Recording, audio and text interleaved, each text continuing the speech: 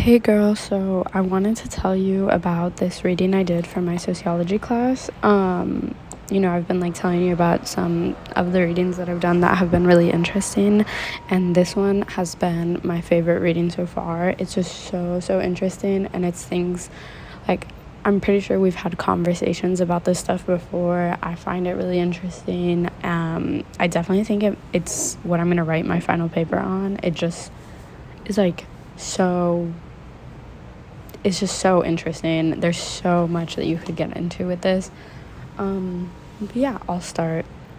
Basically, the reading is about free time, and literally like free time away from work or away from school or whatever it is, like just having time off, free time to do stuff.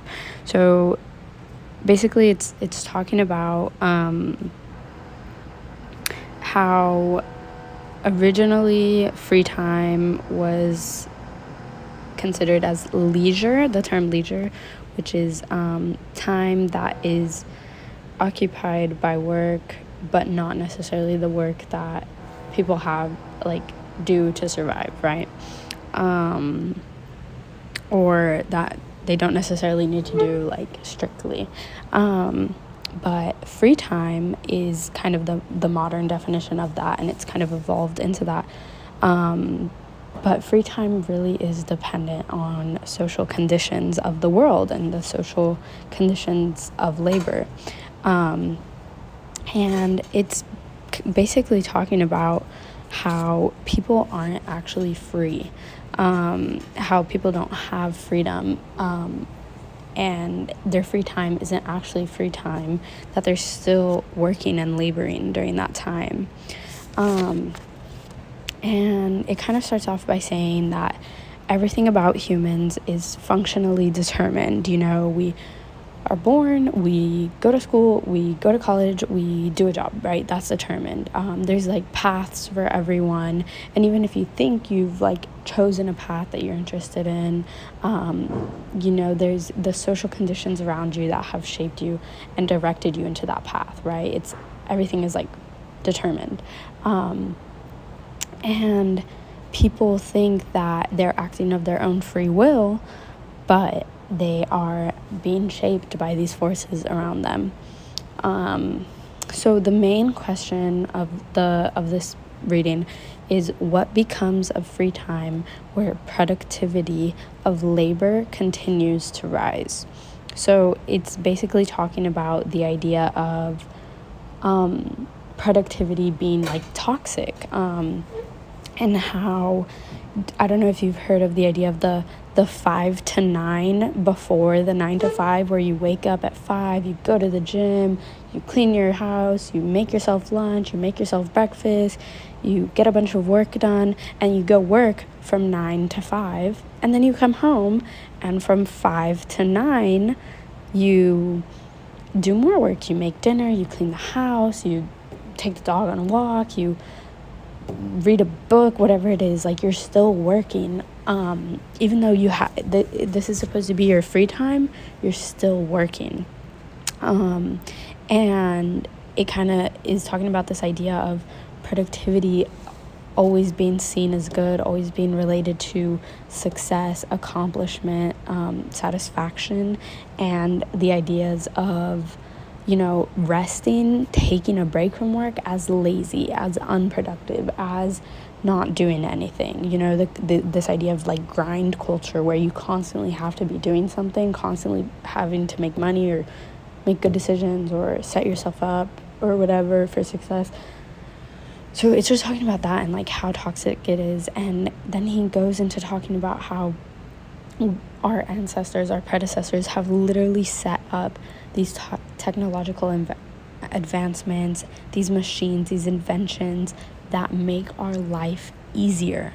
We have all of these things to make our lives easier, and yet we're still working so hard, 40-hour work weeks, 8-hour days, just at work, and then all the stuff we have to do outside of work to like take care of ourselves or take care of our families or whatever it is. Some people work 2 jobs, 3 jobs, whatever it may be. There's students and students who work, And we have all these tools to make our lives easier, and yet we're still working ourselves so hard. And that ties into the idea of like, you know how people say that rich families, or families that like whose the teenagers that don't have to work, right? They say, oh, they're spoiled, they're brats, they have no willpower, they don't have to work for anything, like their mom and dad give them everything, they're so spoiled. That's such a bad way of thinking of it, because yeah, sure, you need to teach your kid values, obviously, but just because they're not working, like that's how our life should actually be, setting ourselves up for generational wealth. You know, we have these tools our ancestors, the generations before us, have set us up with, and so we should be at the point where our life is more about resting, relaxing, experiencing than it is about working, right? We shouldn't be 15 years old, like working full time over the summer to make money, working while we're in high school. You know what I mean? Obviously, that is a circumstance for so many people. Let's not deny that. But those who don't have that circumstance, like, we should actually be seeing that as like a good thing. Not that they're spoiled. We shouldn't be talking down on that, because, you know, that's like the goal eventually, that using the technologies, using the advancements that we have to set our kids up, to not have to work that hard, to enjoy life, you know what I mean? And from there, he talks about hobbies, and how hobbies literally just are made to kill time. And the concept of hobbies is like just to like keep yourself busy, and how if there's something you're actually interested in, like listening to music, reading, those are activities that are a part of your life. They're not there to kill your time. Those are a part of your life. They shouldn't be called like hobbies. Hobbies are kind of just like things that society has made us believe that we have to do, and that we have to fill our free time with something, and essentially continue to work during our free time, which is super interesting. And then he goes into talking about how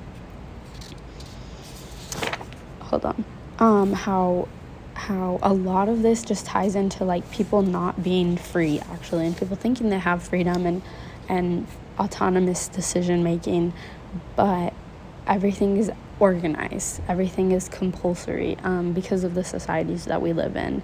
And society really, really regulates what you should be doing in your free time. Like, oh, you have free time, you shouldn't just be resting and sitting on your couch or sitting outside in the sun. You should be cleaning your kitchen and doing your laundry and going to the gym and being productive, you know?